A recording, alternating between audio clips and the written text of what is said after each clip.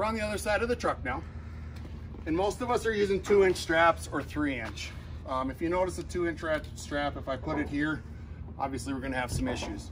Most of us have frames down here that we can hook onto. This trailer's great for that. I have a frame down here, my ratchet's gonna be down here. I have no rubbing on the body of the golf cart at all. One thing I did want to point out is if you look up underneath here again, there is a wire that runs right here. All right, as long as you flow your strap forward or reverse so it goes over the top and does not pinch that wire into place, we are good to go. So as I tie this one down, and since we're on the frame, we have the ability to cinch it down a lot better than our plastic edging. Corner protectors work good, but they're not the end all be all.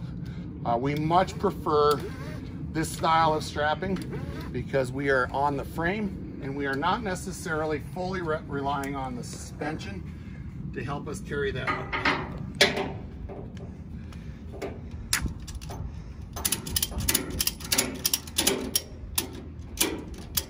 And I'm not going to cinch it down real tight right now, but that's kind of what we're looking for.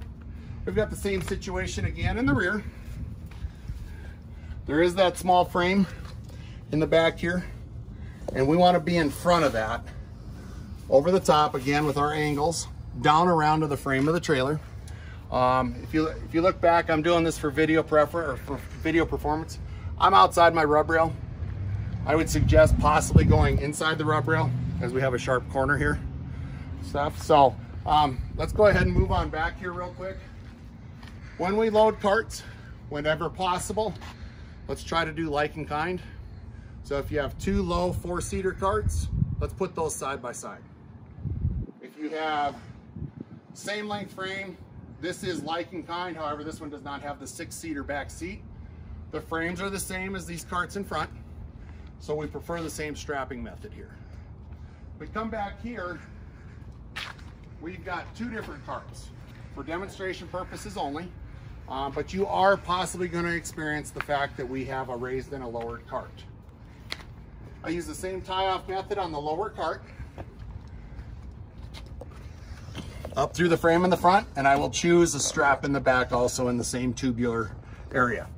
But I prefer that these carts are tied off individually and not tied as a pair in the front.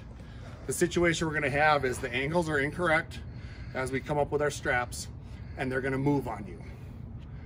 Coming around to the rear, anything behind the rear tires, we want to have 2 straps on. Absolutely 2 straps. One is our primary. We have to have a secondary on. Behind the rear wheels, they do bounce. There's not a lot of weight on the trailers. You're hauling 8,000 pounds of weight. Your trailer's capable probably of 16,000. So we do have a lot of bounce. I have started tying the wheels off in the back. With my ratchet's going to be on the driver's side.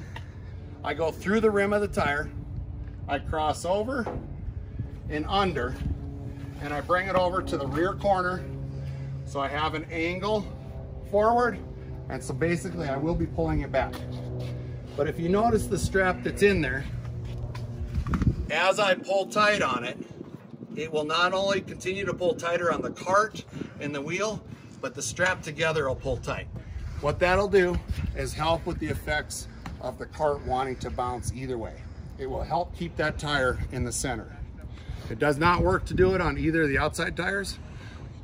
If, in this case, I would have 2 separate straps, and I would strap this tire completely separate of that tire. All right, so please make sure when you sign your rate con and your contract to haul these carts that you've reviewed this video. If you have any questions, feel free to reach out to us. We want everyone to succeed. We want everyone to be safe. And we want all of our carts to get here without damage. Thanks for your time.